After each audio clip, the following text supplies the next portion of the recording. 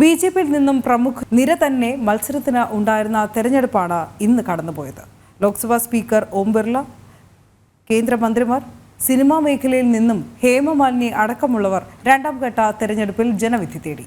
മൂന്നാം ഘട്ടം തെരഞ്ഞെടുപ്പ് നടക്കുന്ന മണ്ഡലങ്ങളിലെ പ്രചാരണങ്ങളിൽ സജീവമാകുകയാണ് ഇനി ഈ താരങ്ങളുടെ നിയോഗം. രാജസ്ഥാനിലെ കോട്ടയിൽ ഓം ബിർളയ്ക്ക് ഇത് മൂന്നാമത്തെ അംഗം.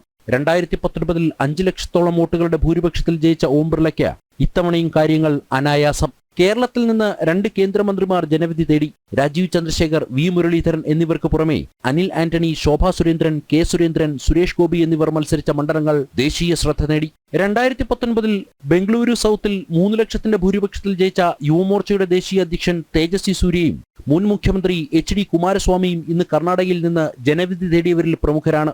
പശ്ചിമ ബംഗാളിലെ ബിജെപിയുടെ അമരക്കാരൻ സുകാന്ത മജുംദാറും സിനിമാ മേഖലയിൽ നിന്ന് ഹേമമാലിനിയും നവനീത് റാണയും രാമായണം സീരിയലിൽ രാമനായി വേഷമിട്ട അരുൺ ഗോവിലും ബിജെപിയെ പ്രതിനിധീകരിച്ച പട്ടികയിൽ ഉൾപ്പെട്ടവരിൽ ചില പ്രമുഖർ മാത്രമാണ്. അടുത്ത 5 ഘട്ടങ്ങളിലായി തെരഞ്ഞെടുപ്പ് നടക്കുന്ന മണ്ഡലങ്ങളിലെ വേദികളിലേക്കാണ് ഇനി ഈ പ്രമുഖരെ പാർട്ടി നിയോഗിച്ചിട്ടുള്ളത്.